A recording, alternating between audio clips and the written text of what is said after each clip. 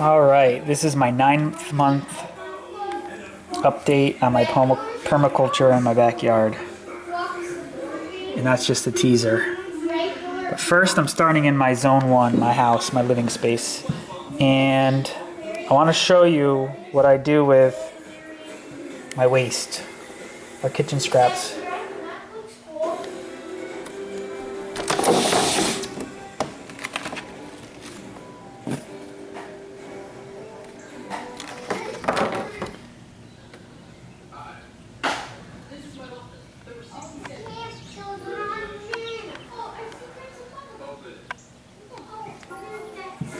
Everything that we compost, that makes its way out the window.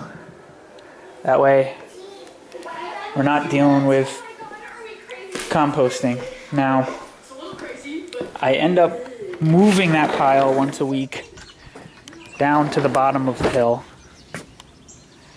And I bury it in the middle of one of these leaf and grass piles.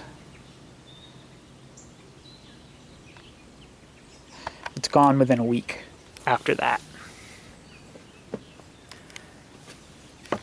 Okay. Next.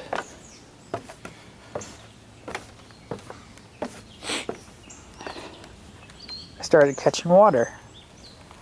This water usually collects mosquitoes and mosquito larvae. And I pour it into my small little goldfish pond, which is right here. More on that later.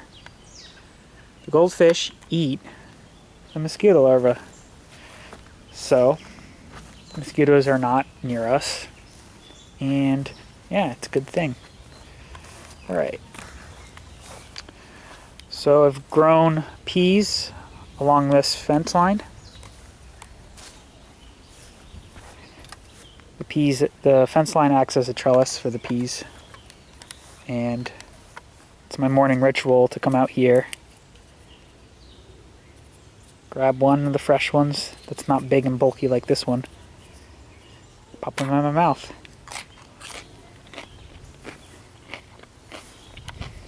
I graze on the peas and also on the spinach.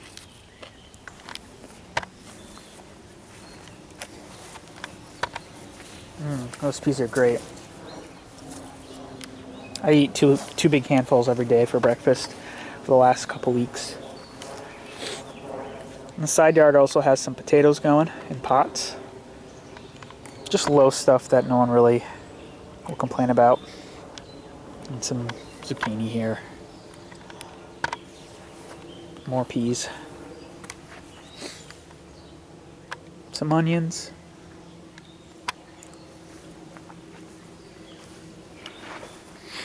Next, I want to show you the fence line where where I put all the oak leaves. I also put a lot of logs and water and some soil and about 5 bags of garden soil mulch stuff from the store. And this first crop that I'm growing on it is beans and sunflowers. Sunflowers are being eaten. They were eaten at the seed stage by some chipmunks. But the beans, I probably had about 500 bean plants and probably about 100 have survived. Chipmunks were also eating those when they were really short. And also the slugs made a huge mess. But they're big enough now that they can deal with the slugs. And yeah, most of these were pole beans, but I didn't really separate my beans when I harvested them last year. So they're just bush beans and pole beans and whatever, so it's just a mix. But they're climbing, so I'm happy.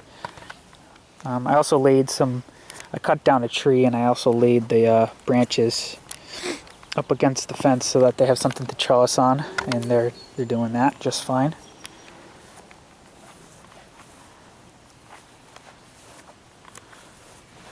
So, haven't gotten any green beans yet, though. Peas come first. Next up, we have this spot where I was doing compost last year. The grass was all burned down from the composting. So I planted 2 rhubarb plants. Those used to have just 2 leaves. The 2 original leaves died off, and it grew a bunch more stalks. Also got this small watermelon here, but I don't think it's gonna work.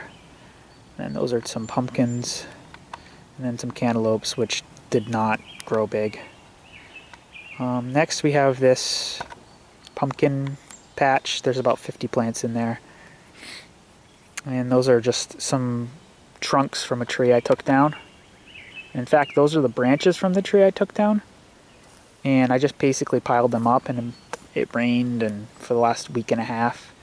And now I already have compost almost finished. So all the leaves fell off the branches, and I just raked them up just earlier today. So you can take a tree, build stuff out of it. You can get branches that you can burn later on when that dries out, and you can get compost all within about 2 weeks.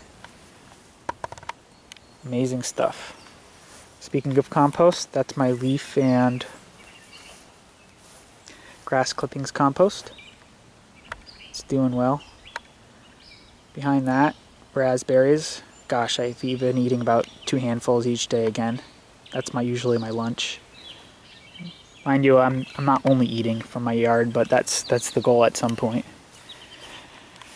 All right, what else do we have here? More raspberries. Planted 3 apple trees. I bought them from Lowe's.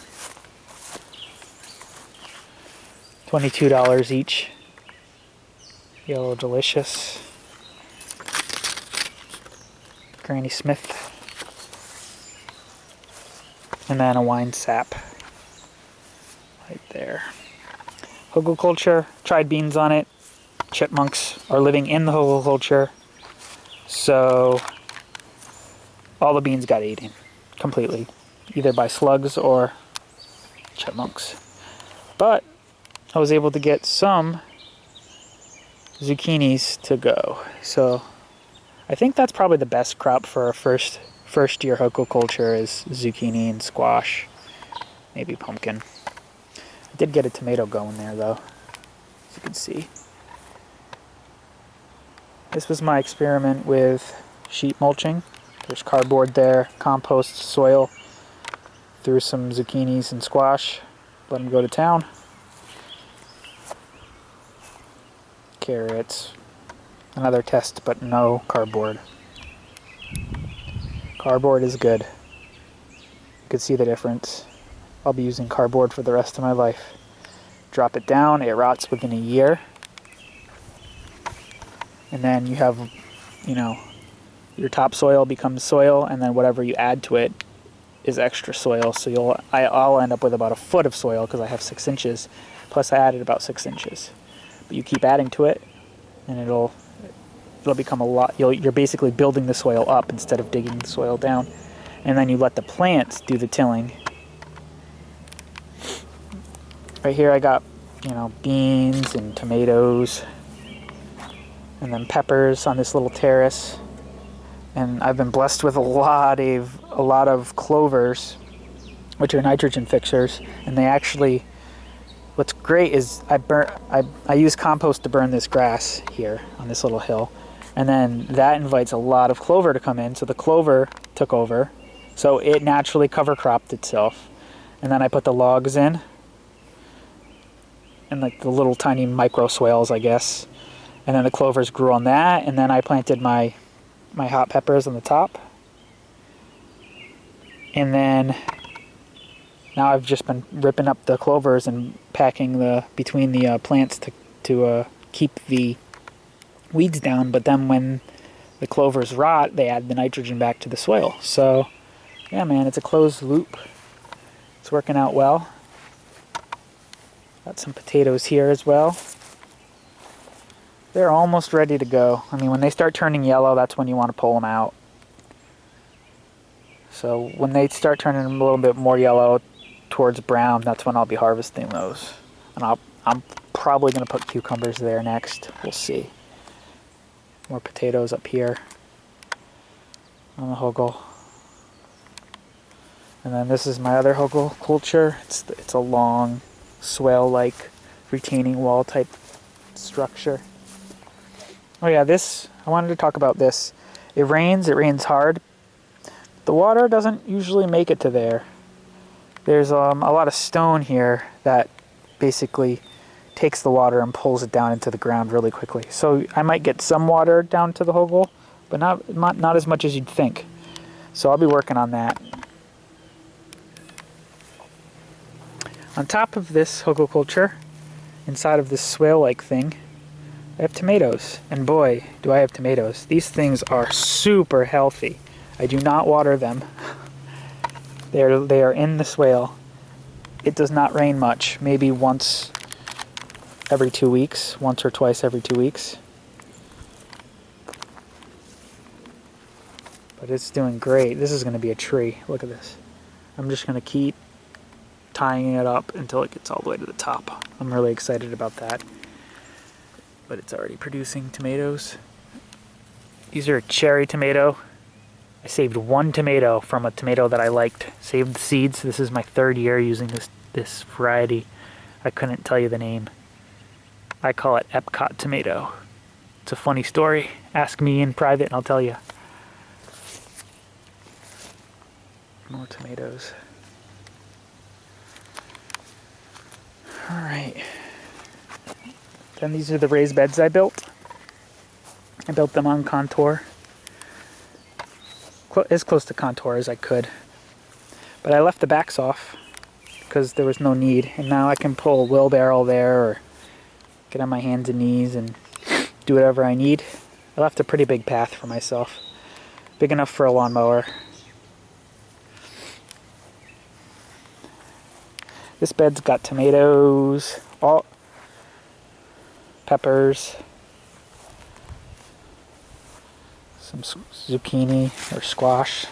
I probably should not have planted in this bed. I knew my lesson and I did it anyways. I don't know why I did that again, but it's healthy. Cucumbers here. All my hot peppers.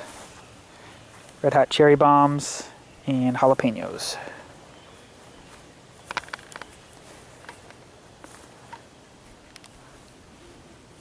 And then this is the idea that I got from another YouTuber, where you put fences horizontal in like a matrix, and then the tomatoes grow through them, and they self-trellis themselves. So I haven't had to stake any of these up, and it's working.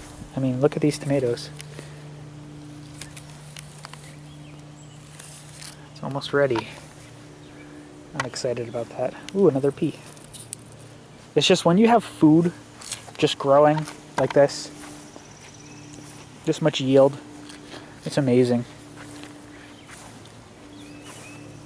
I started saving apple seeds and I planted these around the same times I started my tomatoes, and they've gotten this big. So they're coming along. I haven't been watering them, they've just been getting natural water.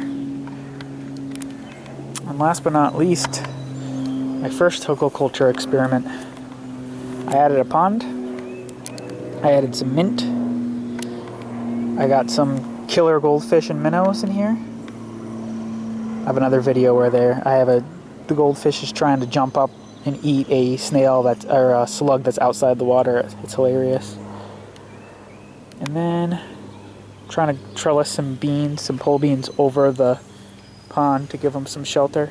I don't know if that's going to work because, hey, I got another chipmunk and he ate half the pole beans that were in the half circle.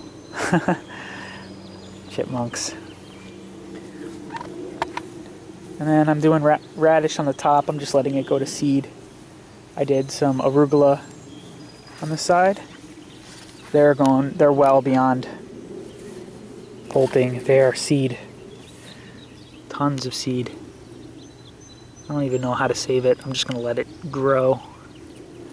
But this is what I want to show you. Look at this. This is a single yellow crooked neck summer squash that I had growing when I started my tomatoes. I started it early because my seed got moldy, and this was like one of the few that actually survived. And I've had 5 summer squash from it already, big ones. If we look here, 2 more there.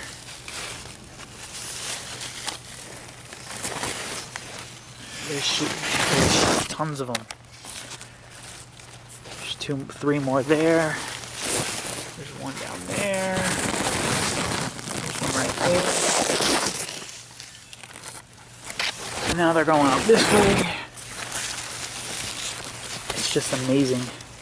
Bees visit it often. So, and then these guys. These guys are not friendly. These guys will eat and cause damage to your zucchini and squash and cucumbers and pumpkins. They're I guess they're called ladybirds, not ladybugs. Squash bugs. In either case, they cause damage to the leaves. They lay lots of eggs. They multiply. And I'm just waiting for my goldfish to get a little bigger so that it can eat those guys for me.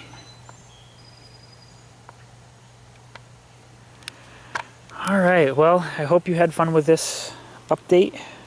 I know I'm having a blast out in the garden. I've slowed down a lot. Just basically trying to limit my time to about 1 to 2 hours a week. But obviously it's too much fun to just come out here and veg out, if you will. That's it. Thanks. Don't forget to subscribe. Bye.